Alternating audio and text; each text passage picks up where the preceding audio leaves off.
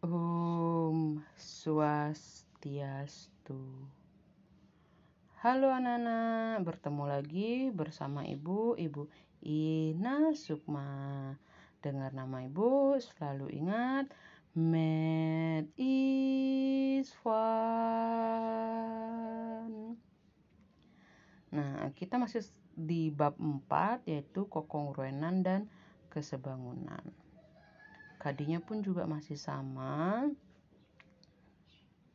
Nah, di bab 4 ini sebelumnya kita sudah bahas tentang kekongruenan bangun datar, kekongruenan segitiga, kesebangunan bangun datar. Dan sekarang kita akan bahas kesebangunan segitiga. Nah, tujuan pembelajaran kita adalah siswa dapat menjelaskan definisi serta sifat kesebangunan segitiga. Terus siswa dapat menyelesaikan masalah terkait kesebangunan segitiga. Nah, ini yang akan kita bahas adalah subbab terakhir 4.4 kesebangunan dua segitiga. Nah, tahukah kamu pada saat teknologi mesin fotokopi, kamera, komputer itu belum ditemukan, bagaimana sih cara manusia pada zaman itu menduplikat, memperbesar atau memperkecil suatu gambar? Nah, inilah kontribusi dari materi yang akan kalian pelajari ini, yaitu kesebangunan. Seperti itu. Nah, terus bagaimana cara mengidentifikasi dua segitiga atau lebih itu sebangun dan apa saja syarat-syaratnya, yaitu akan kita pelajari sekarang. Nah, terus bagaimana pula cara mengukur tinggi bangunan atau pohon yang sangat tinggi tanpa harus mengukurnya secara langsung? Apakah kesebangunan ini dapat digunakan? Nanti juga kita akan pelajari. Nah, selanjutnya, apa saja syarat-syarat dua segitiga kongruen? Nah, sama dengan kesebangunan untuk segitiga, kebalik ya. Sama dengan kekongruenan untuk dua segitiga yang sebangun itu juga memiliki syarat-syarat khusus. Dua segitiga sebangun ada 3 syarat khususnya. Salah satu saja sudah dipenuhi, maka sudah dapat dikatakan sebangun. Jadi, tidak harus memenuhi kondisi ini. Tidak harus. Ya.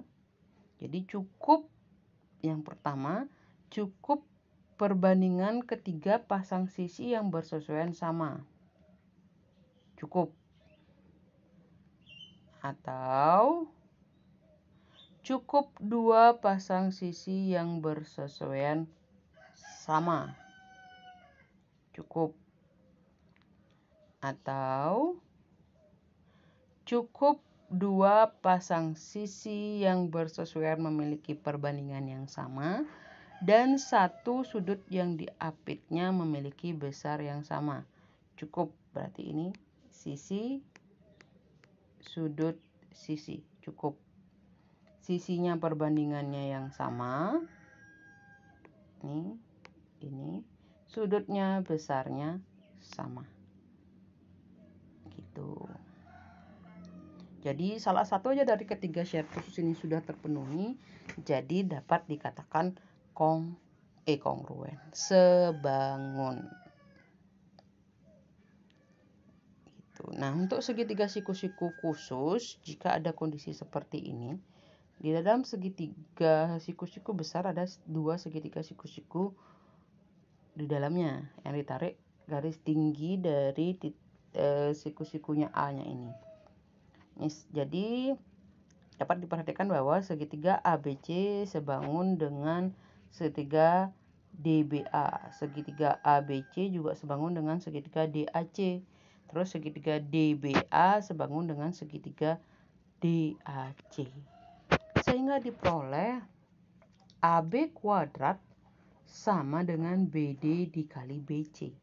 AB kuadrat yang mana? Nah, AB yang bawah. AB yang bawah ya. Nah, AB kuadrat BD. BD ini pendek, BC panjang. Jadi caranya ingat itu ya. Kalau nyari bawah berarti pendek bawah dikali panjangnya. Gitu. Terus AC kuadrat. AC kuadrat ini ya, yang atas. Pendeknya CD. Terus panjangnya CB. Gitu. Terus kalau AD kuadrat. AD kuadrat. AD kuadrat itu di tengah-tengah ya. Di tengah-tengah itu kiri.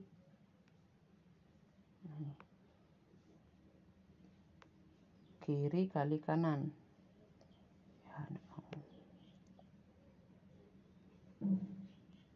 Kiri kali kanan. Gitu ya. Jadi kalau nyari bawah, kuadrat, pendek kali panjang bawah. Terus kalau nyari atas, kuadrat, pendek atas kali panjangnya. Terus kalau nyari yang tengah-tengah itu kiri kali kanan. Oke. Jadi ini sama aja ya. Tapi penamaan segitiganya yang berbeda. Jadi rumusnya kelihatan beda, tapi itu semua sama saja. Yang diingat jangan nama huruf-hurufnya, tapi pendek kali panjang. Pendek kali panjang, kiri kali kanan. Dan ingat ini kuadrat. Kalau mau nyari AB-nya saja berarti diakarin. Akar BD kali BC. Akar pendek kali panjang. Akar pendek kali kiri kali kanan, kayak gitulah.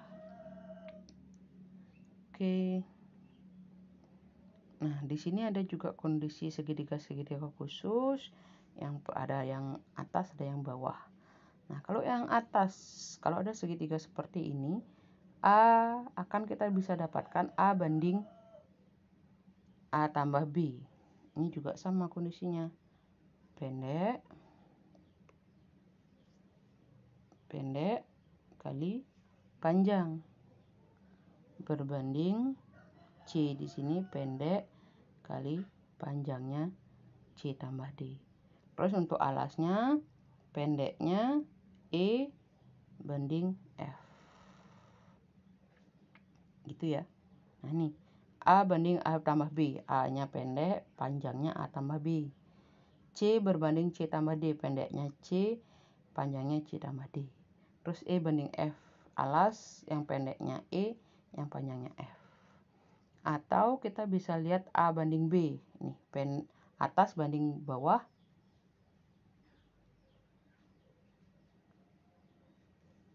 A ini A banding B, terus C banding D. Atas banding bawah, atas banding bawah. Itu ya. Nah, terus untuk segitiga yang bawah, kalau kondisinya seperti ini. Ini untuk yang sebangunan ya. Oke. Itu akan kita dapatkan S banding R. S banding R. Alas banding alas. Terus P banding Q yang bersesuaian ini ya. Dia putar balik kiri dengan kanan. Terus Y banding X. Gitu. Ini diingat. Kalau ada soal yang mirip seperti ini langsung bisa dikerjakan. Nah, soalnya untuk trapesium ada dua kondisi juga yang umum terjadi, yaitu pertama untuk segitiga atas. Segitiga trapesium atas. Ada trapesium. Nah, kalau kita mau cari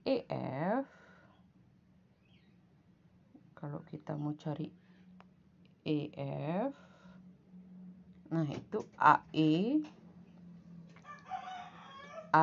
kali CD. AE kali CD. Jadi bawah kali atas.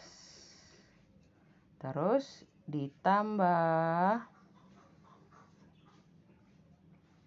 ED. Ini ED atas dikali bawah. Per AE tambah ED. Gitu ya. Jadi bawah kali atas ditambah atas kali bawah, terus dibagi ini dijumlah. Gitu. Oke, bisa. Terus kalau ada kondisi yang seperti trapesium bawah, ada titik E, yaitu titik tengah diagonal AC. Terus ada titik F, titik tengah diagonal BD. Nah, untuk nyari EF itu gampang sekali, tinggal alas dikurangin atap dibagi 2. Itu ya. Ini rumusnya ini. Alas dikurang atap dibagi 2. Oke. Nah, sekian materi kita. Dan sekarang kita latihan soal. Latihan 4.4 untuk nomor 2. Perhatikan gambar berikut. Nah, ada 2 segitiga ABC dan PRQ. Buktikan bahwa segitiga ABC dan PQR itu sebangun. Oke.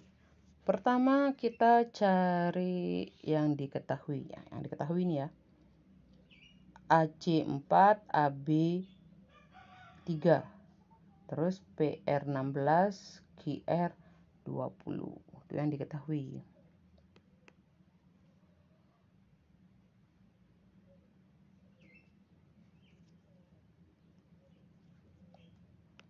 Nah, di sini aja ya.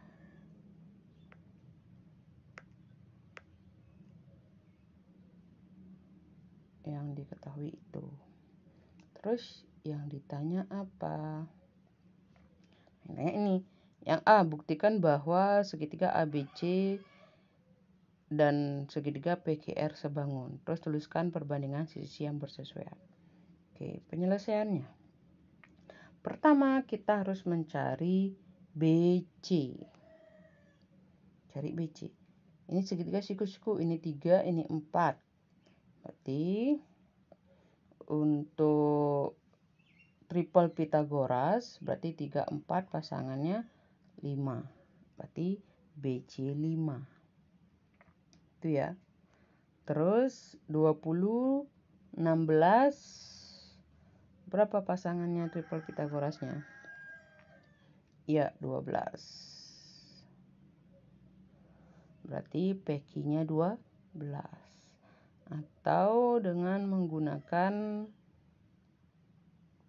teorema Pythagoras. Nah, misalkan untuk cari 5. Untuk cari 5 berarti 3 kuadrat ditambah 4 kuadrat diakarin. Di akar 3 kuadrat 9, 9 tambah 4 kuadrat 16, 9 tambah 16 25, berarti sama dengan 5. Gitu ya. Tuh. Terus yang nyari 12 juga sama, berarti akar ini kan sisi tingginya ya. Ditanya berarti akar sisi miring kuadrat 20 kuadrat dikurang 16 kuadrat. Ya, silahkan dilanjutkan. Nanti dapat akar 144 sama dengan 12. Seperti itu. Oke. Nah, selanjutnya buktikan bahwa segitiga ABC dan segitiga PQR sebangun. Nah, di sini lupa hapus dulu ya. Oke. Nah, apakah dia harus memenuhi kondisi ini? Tidak, karena kondisi walaupun dia segitiga siku-siku, tapi kondisinya tidak sama seperti ini. Nah, apakah syarat 1 bisa terpenuhi? Atau syarat 2 bisa terpenuhi? Atau syarat 3 bisa terpenuhi? Jadi yang kira-kira yang mana bisa dipenuhi oleh kondisi gambar ini? Ya, dari sisi perbandingan sisi-sisinya. Gitu ya. Oke, jadi kita harus menemukan ketiga perbandingannya. Tadi ini 5, ini 12. Yang mana yang bersesuaian? 12 sama? Ya, sama 3. Jadi 12 banding 3. Kenapa sih 12 sama 3 bukan 12 sama 4? Pertama, kita lihat ini. 3 lebih pendek dari 4, berarti 12 lebih pendek dari 16 kan, berarti yang pendek dengan yang pendek itu. Atau dari sini AB dengan PQ, berarti AB dengan PQ dari nama segitiganya ya, AB dengan PQ. Terus AB dengan PQ, terus PR dengan AC, berarti 16:4 sama dengan, terus sisi miringnya di 20:5. Nah, apakah ini semua sama? Kita lihat 12 bagi 3, 12:3 yaitu 4:1. 16:4 yaitu 4:1. 20 bagi 5, 4:1. Jadi sama. Ini terpenuhi. Jadi ini dapat terbukti. Gitu. Terus tuliskan perbandingan sisi-sisi yang bersesuaian. Jadi sisi-sisi yang bersesuaian adalah ini PQ dengan AB. Terus PR dengan AC, terus QR dengan BC. Ya, jadi itu jawabannya ya. Oke, bisa diperhatikan, bisa dipahami ya. Oke, lanjut. Nah, hitunglah panjang MN pada gambar di bawah ini. Nah, ini sudah ada kondisi khususnya menggunakan kondisi seperti ini. Jadi MN itu kan yang tengah-tengah ini. MN yang tengah-tengah ini. Berarti MN sama dengan bawah kali atas. Berarti 3 dikali 12 ditambah atas kali bawah. Berarti 5 dikali 20 per bawah tambah atas yang ini. 3 ditambah 5. Jadi sama dengan 3 kali 12 yaitu 36. Ditambah 5 kali 20 itu 100 per 8. Sama dengan 136 per 8.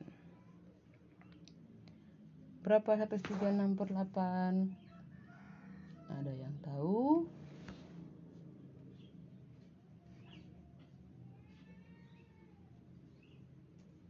Ya, 17. Oke. Sekian, gampang kan? Nah, satu latihan soal lagi. Memperkirakan tinggi pohon. Untuk menentukan tinggi sebuah pohon, Ahmad menempatkan cermin di atas tanah yaitu di titik E. Seperti gambar di bawah. Dari titik E, Ahmad berjalan mundur ke titik D, sedemikian sehingga dia dapat melihat ujung pohon pada cermin. Teman Ahmad mengukur panjang BE itu 18. Berarti ini 18. Terus ED itu 2,1. Dan ketika berdiri, jarak Ahmad ke tanah yaitu jarak mata Ahmad ke tanah itu CD 1,4. Perkirakan tinggi pohon tersebut. Nah, di sini kondisi segitiga DEC dan BEA itu kongruen, sebangun. Jadi kalau sebangun, jadi perbandingannya harus sama. Berarti ini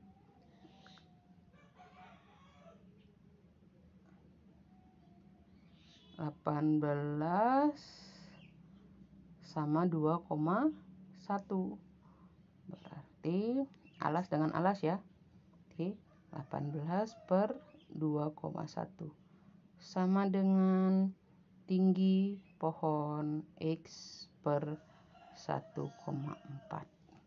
Berarti X sama dengan 18 dikali pakai titik aja ya, 1,4 per 2,1.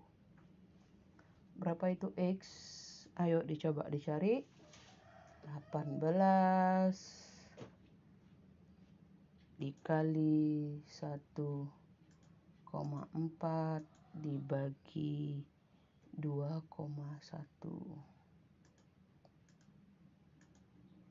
Jawabannya 12 meter. Jadi tinggi pohon adalah 12 meter. Bisa ya? Oke. Jadi kalau sudah, sekian pembahasan dari Bu hari ini. Om Santi, Santi, Santi, Om. Dan selalu ingat, math is fun. Sampai jumpa.